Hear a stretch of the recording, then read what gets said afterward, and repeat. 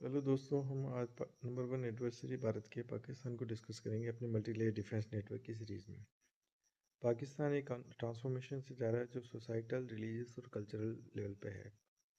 ये अपनी पुरानी आइडेंटिटी की तरफ जा रहा है। पाकिस्तान के अंदर अधिकतर शादियों के अंदर सनातनी रूट्स आपको देखने को मिल रहे हैं।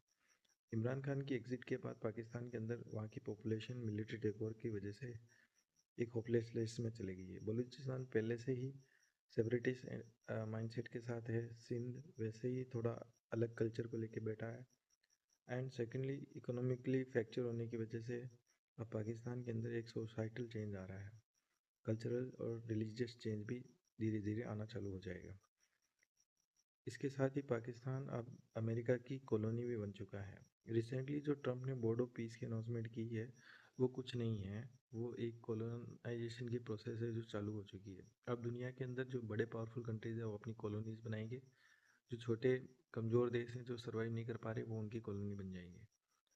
अब इसके साथ ही पाकिस्तान स्मार्टली अपनी जो रेडिकलाइजेशन वाली थ्योरी है वो बांग्लादेश में डंप कर रहा है ताकि इंडिया और चाइना प्रॉब्लम में रहे। ये सब कुछ ये अमेरिका के इशारों पे कर रहा है। पर इसने चाइना को चूज़ क्यों नहीं किया? चाइना को चूज़ नहीं करने का कारण है इंडिया ब्रिक्स में इसकी मेंबरशिप नहीं मिली। जब ब्रिक्स से इसको लात पड़ गई तो इसको समझ में आ गया अब चाइना से कोई मतलब नहीं है। तो ये अमेरिका की गोद में जाके बैठ गया है। और ये चाइना के लिए बहुत बड़ी प्रॉब्लम है क्योंकि चाइना की बहुत बड़ी इन्वेस्टमेंट जो है पाकिस्तान में फेल हो गई है। अच्छा, दूसरा क्या है कि पाकिस्तान के अंदर 3 ट्रायंगुलर सोसाइटल फॉल्ट लाइन्स बन गई है। एक मिलिट्री टेकओवर के कारण होपलेसनेस, दूसरी अफगानिस्तान के साथ जो गुरिल्ला वॉरफेयर चालू होने वाला है उसमें इसको पता था कि चाइना मदद नहीं करेगा तो ये अमेरिका की साइड बैठ गया।